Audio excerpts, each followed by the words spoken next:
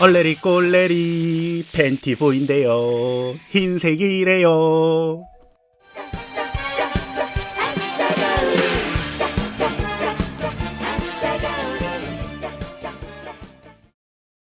여기 사키 공주를 주군으로 모시는 젊은 병사들이 있습니다.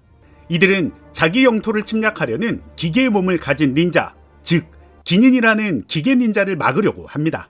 기닌은 강력한 무기를 앞세우며 인간들의 영토를 침입합니다. 달리는 꼬라지 봐라 진짜. 이번 리뷰도 쉽지 않겠네요. 기닌에 맞서는 인간 세계의 젊은 병사들. 이렇게 치열한 전투가 시작되는 가운데 기닌은 땅속에서 숨어있다 나오기, 인간은 풍차 돌리기, 그리고 나쁜 놈 죽이기. 와, 이러다 내가 죽겠는데. 최첨단 기술이 집약된 전투 로봇까지 나오면서 기닌은 우리가 알던 닌자의 표창 대신 레이저 빔을 쏩니다.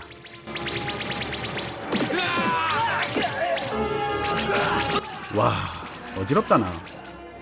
자기 병사들이 죽어나자 공주인 사키는 구색이라도 갖추려고 주먹을 불끈 쥐면서 슬픈 척 눈물을 쥐어짜냅니다.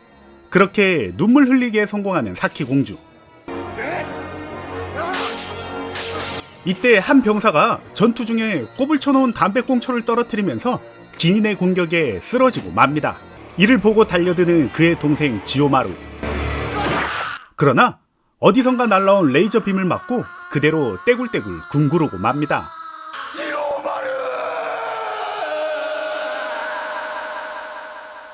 이렇게 압도적인 기닌의 공격에 의해서 인간들은 후퇴를 하게 됩니다. 한편 궁굴러 떨어진 지오마루는 가만히 죽은 채 할 것이지 기필코 일어납니다. 그리고 그의 눈앞에 펼쳐진 아군의 참혹한 패배. 이때 지오마루의 눈앞에서 반짝 빛나는 칼 한 자루가 보입니다. 그 칼은 전투에서 방금 전 운명을 달리한 자기의 친형이 남긴 칼이었습니다. 한참의 시간이 흐른 뒤 어느 숲속에서 시라누이라는 기닌이 나타납니다. 쓸데없이 멋있는 척하는 시라누이는 기닌 부대를 탈영한 탈영병이었고, 이를 잡기 위해 나타난 또 다른 기닌들과 싸움이 일어납니다.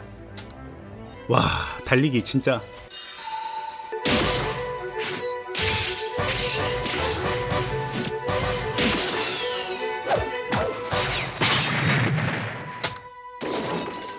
자기를 잡으러 온 기닌들을 무찔렀지만 시라누이 본인도 부상을 입었습니다.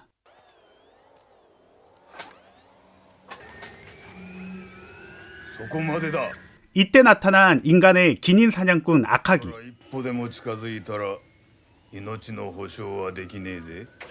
야, 이런 CG까지 쓴다고? 참 가지가지하는 영화네요.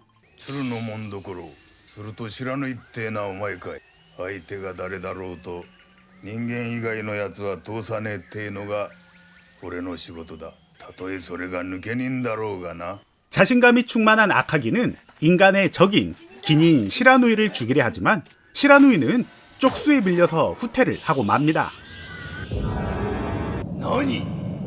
한편 탈영병 시라누이를 잡지 못한 기닌의 두목놈은 뭐 이렇게 생겼냐?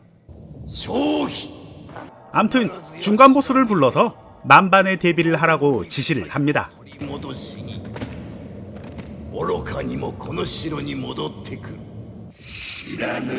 이들은 생긴 것만 봐도 그냥 딱 악당들이네요. 부상을 당한 시라누이는 자가치유를 하고 난데없이 아무 잘못 없는 옆에 있는 생나무를 부셔버립니다. 그리고 원기 회복을 한답시고 스스로 전원을 꺼버리고 잠을 퍼질러 잡니다. 이 와중에 사키 공주는 산림욕을 즐기기 위해서 이불을 망토처럼 쓰고 산책을 나옵니다.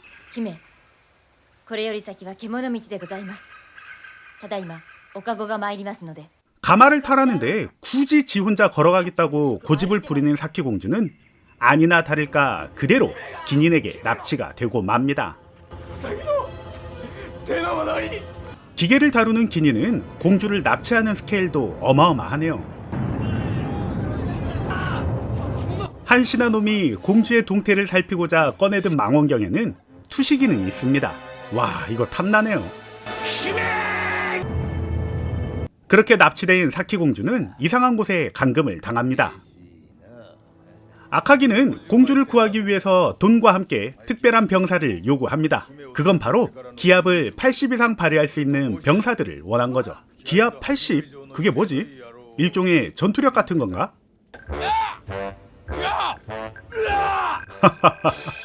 아니, 기압 80이라길래 무슨 전투력 수치인 줄 알았는데 진짜 악을 크게 지르는 기압이네요. 제정신인가 얘네들? 기압으로 차출된 병사 중에는 예전 전투에서 살아남았던 지오마루도 있습니다. 이렇게 이들은 무슨 아이돌 그룹 마냥 개 똥폼을 잡으면서 공주를 구하러 갑니다. 때마침 탈영병 시라누이도 몸을 회복해서 복수를 위해서 기닌의 성으로 침입을 합니다. 한편 아카기와 병사 5인방은 악당의 소굴로 들어가게 되고 이곳에는 특수장치와 함께 기닌이 매복을 하고 있었습니다.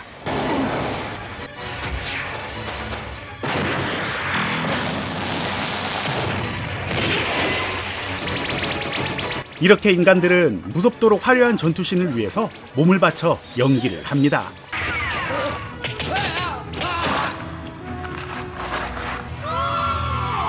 그 와중에 등장한 이 무시무시한 놈은 칭찬하는 척 인간의 머리를 쓰담쓰담 하면서 이름 없는 단역을 없애버립니다.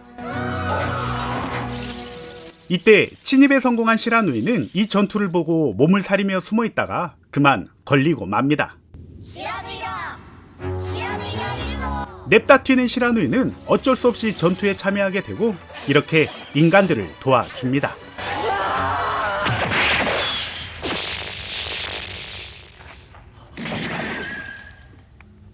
그리고 아카기는 갑자기 시라누이에게 친한 척을 하면서 공주가 잡혀있다고 뜬금없이 도와달라고 합니다.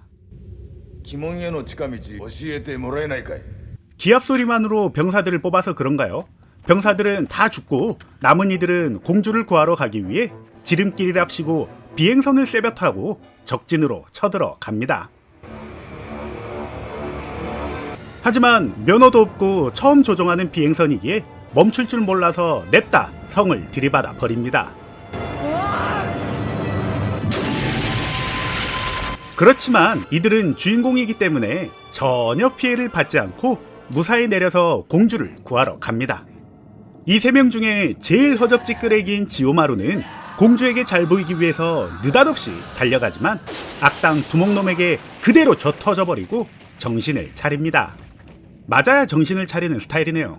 악당의 두목은 기교를 부리며 지가 싸우는 척하지만 사실 손가락만 까딱거릴 뿐 쫄따구들을 시켜 싸움을 시킵니다.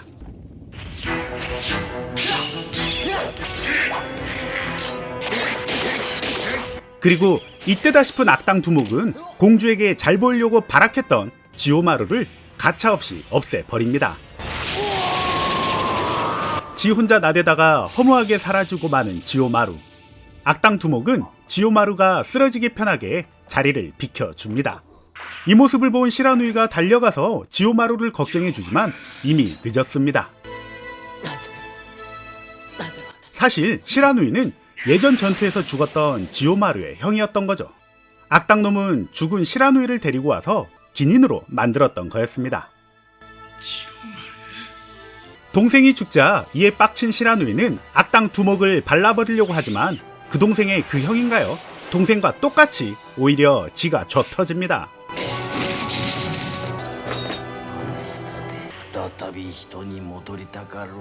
하지만 정의는 언제나 승리하는 법. 시라누이는 감정을 몰입했을까요? 열심히 연기하는 두목의 대사마저 잘라먹고 자비 없이 그렇게 두목을 없애버립니다.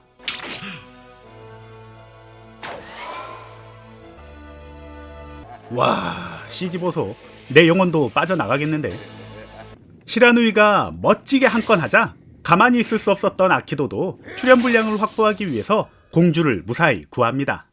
그렇게 구출된 공주이지만 그동안 쥐뿔도 한 것이 없었던 공주는 뭐라도 해야겠기에 아키기를 구하는 척 팬 서비스로 자기의 빤스를 보여줍니다. 그리고 이들은 죽은 지오마루를 챙기기 위해서 이상한 팔자걸음으로 걸어오지만 우리가 잠깐 잊고 있었던 중간 보스놈이 개 똥폼을 잡으며 나타납니다.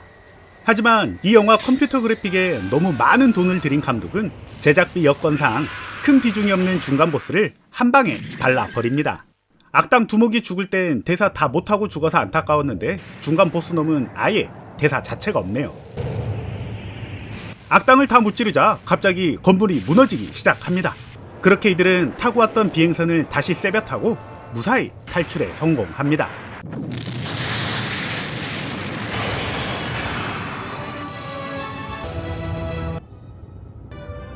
지 때문에 이 지경이 되었는데 그걸 모르는 공주는 눈치 없이 헛소리를 짓거리고 공주한테 잘 보여야 하는 악하기마저 죽은 지오마루가 불쌍하다며 개 쌉소리를 합니다. 그리고 지 칼도 아니면서 동생의 칼을 시라누에게 건네주고 더럽게 생색을 냅니다. 이 꼴을 보기 싫은 시라누에는 더럽고 치사한 이들과 함께하기 싫어서 그렇게 줄없이 냅다 뛰어내립니다.